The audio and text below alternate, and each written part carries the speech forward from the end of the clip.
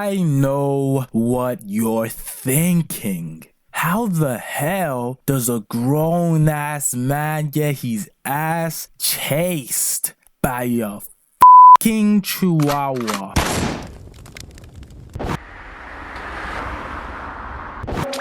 So, when you're a little African kid growing up in the world, you come to learn a couple things about life, such as how the African discipline system is very flawed and painful, as well as the fact that Africans generally seem to be terrified of dogs. Now, I never really used to understand why, because when I was very young, I always used to see dogs as these cute little creatures that could do no wrong. But it seems like I was the only one who saw dogs this way, because everyone else was f***ing terrified. Like, whenever my cousins or my sisters even cross paths with a dog, they would start freaking out. They would start having a mental breakdown, start hyperventilating and shit. And I just never really understood why, until I guess the day that I saw dogs for what they truly were. And my nigga, it was not a pretty picture.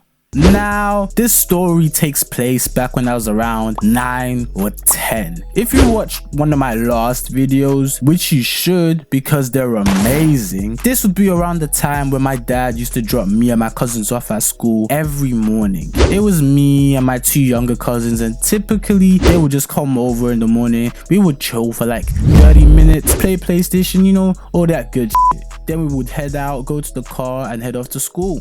Now on this day in particular, it seemed to be like any other day. However, something did seem a bit off. There was a certain feeling in the air. I couldn't quite place my finger on it, like the calm before the storm. There was just a certain uneasiness in the atmosphere.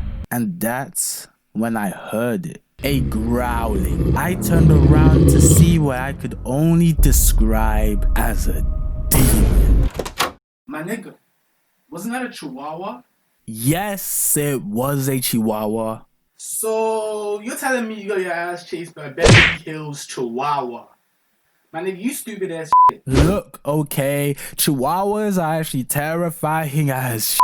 They dead ass be looking like vampire bats from hell. But anyways, that's besides the point. The point is, I saw this Chihuahua and it was hungry for blood. I'm talking about it pulled up on some woof woof nigga, you gon' die today. This Chihuahua was trying to fuck around and put my ass on a shirt, and I was not about to let that happen. So in cases like these, you have 2 options: flight or fight.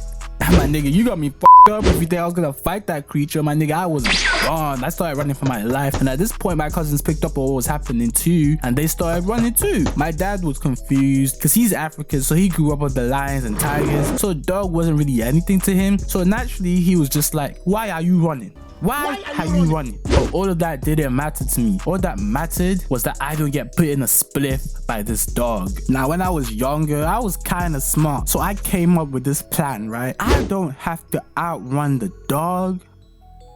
I just gotta outrun my cousins. It might have been a bandit tactic, yes, but it was what was gonna save my life. So of course, I outpaced my cousins and things weren't looking so bad. So naturally, this is where everything decided to go wrong. Now, to properly convey what happened next, I have to describe the layout of the car park we were in. It was pretty much simple. Just a couple cars to the side of me and my cousins with a dog on one end. Now, I was running at the front, so I looked back to see if one of them had been mauled by the creature, because at this point, I really thought death was a real possibility. But when I did, something happened that I could have never predicted.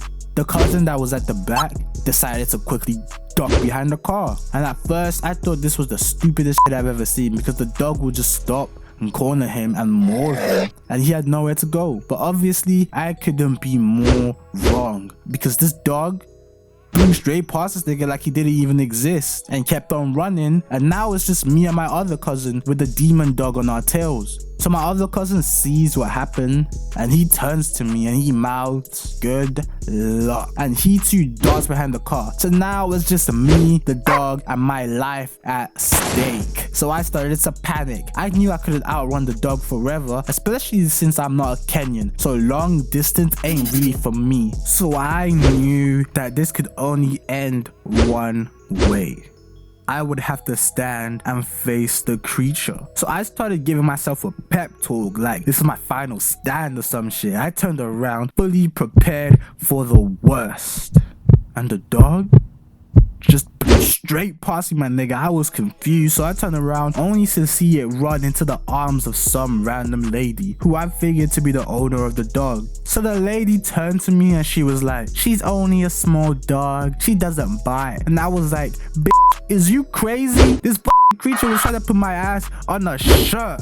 But yeah, she took the dog away, and I guess everything turned out normal in the end. We went back to school, we chilled, and nothing weird happened for the rest of the day. The moral of the story, I guess, would be when you're in a group of friends and getting chased by a dog, make sure to stop and trip one of them over so that you could buy yourself enough time to escape. Anyways, thank you for tuning in for today's video. If you liked it, please do me a favor and hit that like button, subscribe with notifications on so that you can know anytime I upload, and share this video with your friends. More videos will be coming soon and they'll be coming faster. And yeah, in a bit. See, we do what they never do, wonder why they hate. Show them love when I'm on the stage, girl just show them breasts. Don't want hugs, wanna see you dance, then just bust your square, give the angst, yeah she fell in love. Just another black boy story, parent issues, drugs and mischief, that's what kids do.